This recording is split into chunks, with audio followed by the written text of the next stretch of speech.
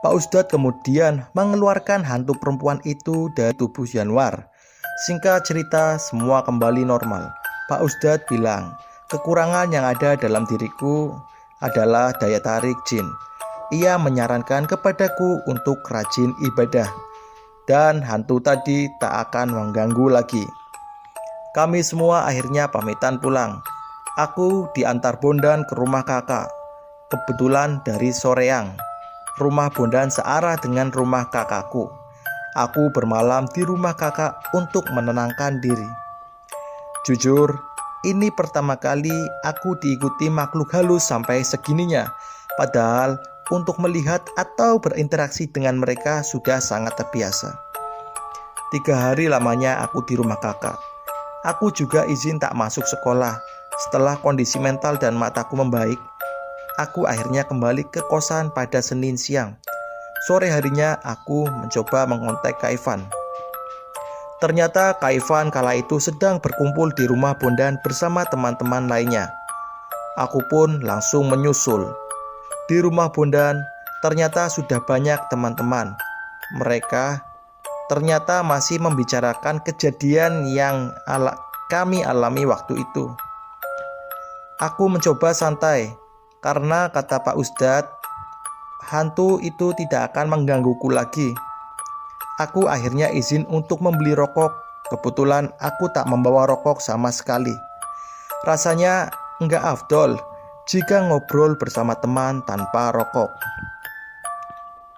Tanpa sepengetahuan mereka, aku kembali berkunjung ke rumah di mana penampakan hantu itu menyapaku pertama kali.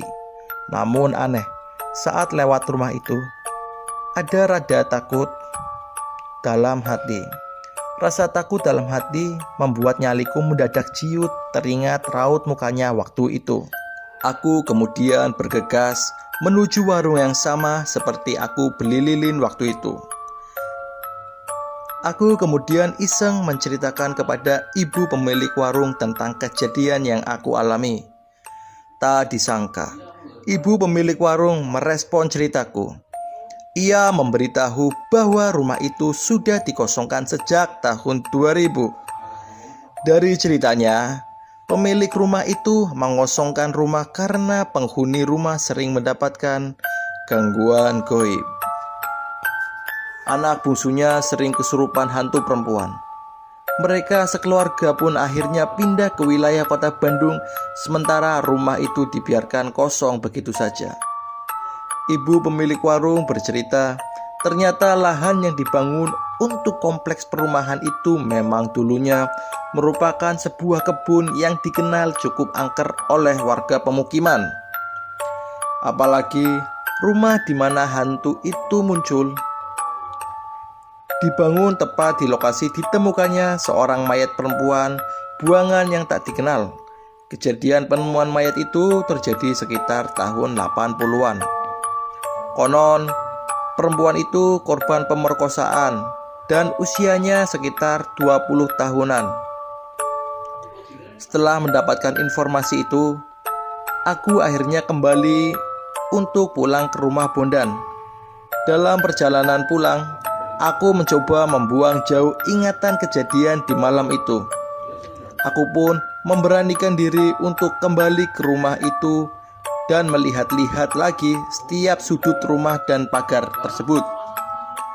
Akhirnya, waktu masih asar dan aku masih bisa melihat matahari. Aku pikir kondisi rumah akan terlihat jelas dan hantu perempuan itu tidak akan muncul. Aku semakin mendekat tembok rumah itu untuk mencoba melihat kondisi rumah secara detail.